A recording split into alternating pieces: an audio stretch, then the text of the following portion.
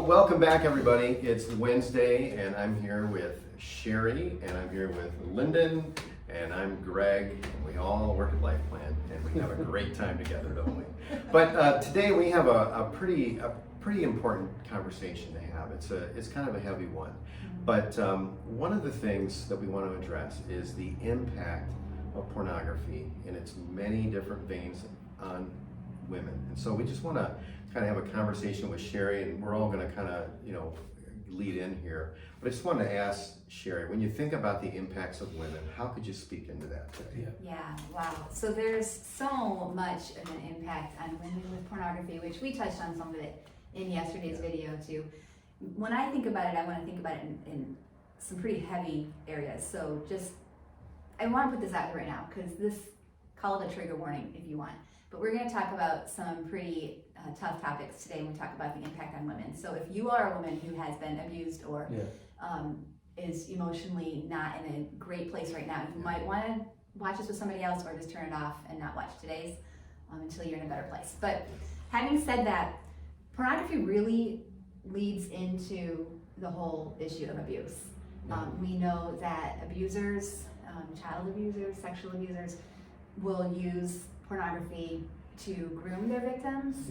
If they watch pornography with them, then their victims will think this is okay. Traffickers use pornography to teach their victims what they want them to do or how they should respond when they're in a trafficking situation. It's used to desensitize.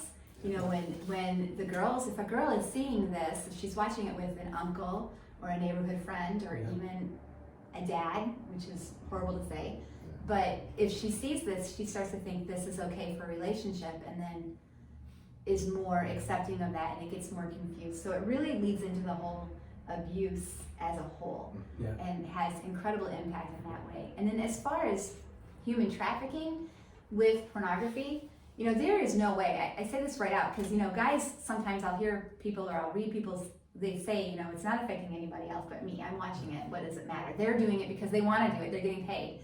Well, really, there's no way to know if the person that you're watching on the video is really there willingly or not. Right. And I found, when we're talking about human trafficking, I'm going to look at this for something. If someone is tricked, manipulated, or coerced into the production of porn, that legally qualifies as sex trafficking. And that even includes someone who shows up on the set to do one particular act and ends up doing something that's more than what they were expecting. That's also human trafficking. Right. So and I think we can safely say that most of the women who are involved in the production of porn aren't doing it because they want to do it.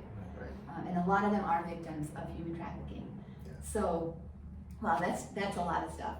Absolutely. Just thrown out there, but it's tied in. You can't separate the two. So you have no way of knowing if you're viewing pornography. You have no way of knowing if you're feeding into the human trafficking. The need, people who are trying to purchase it, it drives the human trafficking production because there's a demand for it. So if people were to stop demanding it, maybe we'd see a change. Absolutely. And just think about it. I'm going to throw it to Lyndon here in a second, but just think about, a young girl, 6, 7, 8 years old, who's just trying to figure out what is normal in life. Every kid, we were all kids at one time. The house that we grew up in, we thought was normal. Mm-hmm. And every kid has that same thought. So think about the damage that can come from a young girl being exposed to that with an adult, with even another cousin or whatever. They're thinking, okay, this is how the world must work. And of course, it's a very distorted, very dangerous thing that's happening to a lot of young girls and young women. But there's even research that shows that the more a man views porn, it also lowers their view of women and rape and abuse, because you start to objectify it. You start to see that if you view a lot of porn, you're starting to think this is normal. So your degree of the importance of women, the rights of women, it becomes lower and lower the more you view porn. There's research that shows that.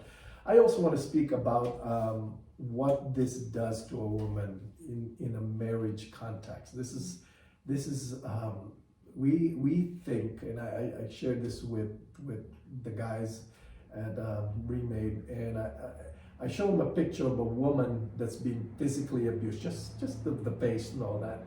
Show them a picture of that, and we know how harmful that is. That just is terrible when a man physically abuses a woman. Men, when we view porn, it causes emotional abuse in women that they will carry for the rest of their lives. Physical abuse, that will disappear, you won't see the signs, but the emotional abuse, because women in our society are objectified. You see it everywhere, okay? You see it everywhere in our society, every show, everything. So women are objects. Pornography just heightens that, and women can never live up to the standard that the media shows, and we need to, and this is terrible. This is terrible, and pornography just accentuates that.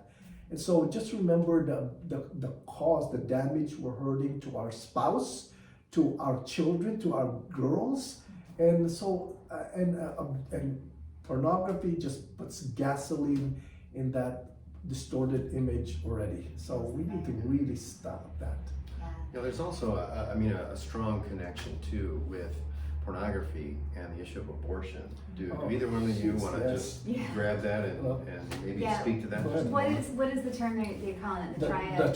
The triad between abortion, sex trafficking, and pornography. And I can speak from the sex trafficking perspective. You know, traffickers they'll take their girls to an abortion clinic if they get pregnant, and the abortion clinic will pretty much go on the side of the trafficker. They'll take care of the issue. And so, you know, you've got them doing pornography, they get pregnant, then they're getting an abortion. I mean, it's all together. It really is. Do you want to add anything to that? Yeah, what we're doing in LifePlan, we're becoming more aware of this triad, and we're speaking into it.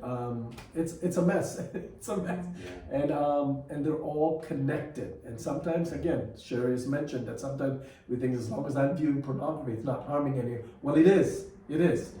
These are the effects of it. Yeah, we even people that we just went through a big training here at LifePlan just a few weeks ago, and one of the things that we had to touch on was this idea of what if someone comes in and we're just noticing that maybe a girl comes in, a young woman comes in, and there's a guy with her, and things are not right about how this looks. Well, we have to train our volunteers and our nurses, our medical people, into how to navigate this carefully, because it is a complex situation that we're dealing with here. So. Yeah, and when you look at the issue of pornography and how it impacts women, it's easy to say, and human trafficking and abuse, it's easy to say that that's something that's happening in the world. Yeah. It's not affecting our churches, but that couldn't be further from the truth. It is in our churches. There are girls in our churches and women in our churches who have had this in the past, who are negatively impacted and wounded because of the effects of porn on their life through abuse and through trafficking. So it is something that is so important for us to understand. So, you know, pornography isn't just an innocent, fun entertainment pastime. It is leading into a whole issue of systemic abuse in our nation. So we're that white ribbon, right? We're the white ribbon. We're the white ribbon, and tell people about this. Raise awareness for this. That's right.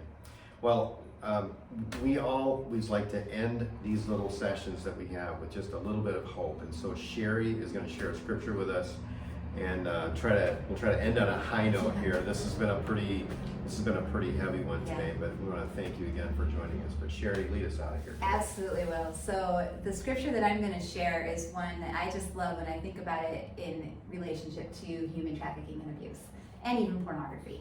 And it's Jesus, if you guys know the story, it's in Luke 4, and he's in a synagogue, and they call him up and ask him to preach, and he takes I don't know, what would it be, the scroll? Unrolls the scroll, and he reads from this passage of scripture, and then he tells them this is being fulfilled in your presence today. So basically saying that he was the one who was going to be doing this, that he's doing this. And what he was doing, I think, is so appropriate to this whole topic. This is what he read. The Spirit of the Lord is on me because he has anointed me to preach good news to the poor. He has sent me to proclaim freedom for the prisoners and recovery of sight for the blind, to release the oppressed, to proclaim the year of the Lord's favor.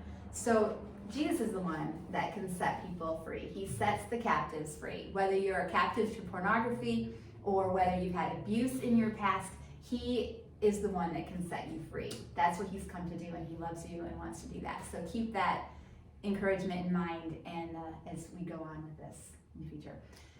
We will see you tomorrow for another segment. Have a good day.